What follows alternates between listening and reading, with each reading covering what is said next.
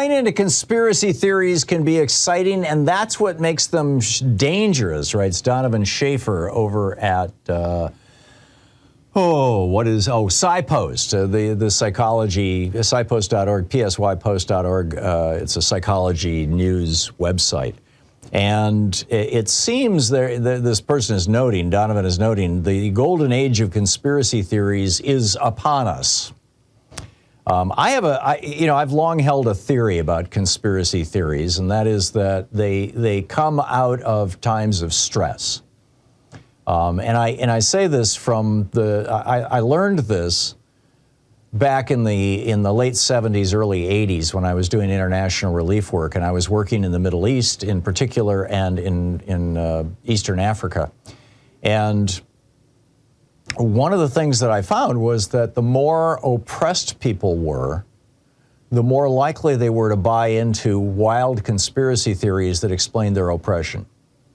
I mean, sometimes, in fact, in most cases, those conspiracy theories had a grain of truth in them, but they would then just get blown all out of proportion. And this article doesn't dig into exactly why. Instead, it talks about the how of conspiracy theories. We all get kind of a rush when we solve a puzzle, right? I sit in the evening at home watching the news, and I'm playing Free Cell on my phone, right? Because there's that little rush that you get when you successfully solve the mystery of how do you organize all these cards into this order. And maybe it's some OCD thing that I've got, but I think it's common for everybody, right? We love to solve puzzles. We love to solve mysteries. It's why we watch mystery shows on TV. And that is built into us. It's like how we understand the world. It's how we understand everything. It's how we conduct ourselves through life. And that little jolt that we get from solving mysteries is the key to understanding why, according to this article, understanding why conspiracy theories are so sticky. Over 100 years ago, William James, the American psychologist, said the transition from a state of perplexity to one of resolve is full of lively pleasure and relief. You see, this is the point that I was making.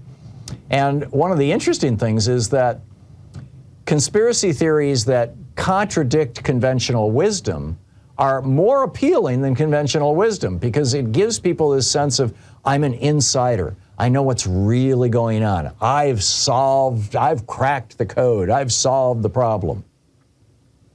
For example, when Donald Trump announced his COVID-19 diagnosis, he tweeted, "We will get through this together." Okay?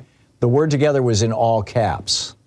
The QAnon people looked at that and thought, okay, T-O-G-E-T-H-E-R.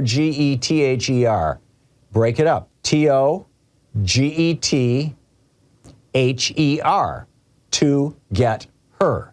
Together. To get her. And they said, aha, this is Donald Trump announcing that Hillary Clinton is going to be arrested tomorrow morning.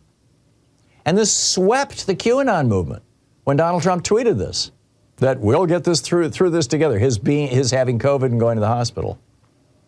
The other point is that conspiracy theories and racism and other isms, other fears of other people are often tightly interbound.